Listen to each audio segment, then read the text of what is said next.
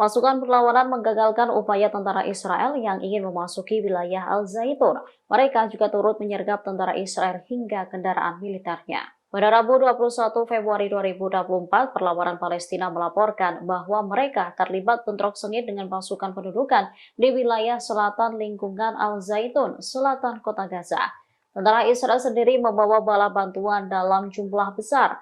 Mereka seluruhnya diarahkan ke pintu masuk selatan ke lingkungan Al-Zaitun. Melihat banyaknya jumlah musuh yang datang, Hamas berusaha menghalau IDF sejak fajar.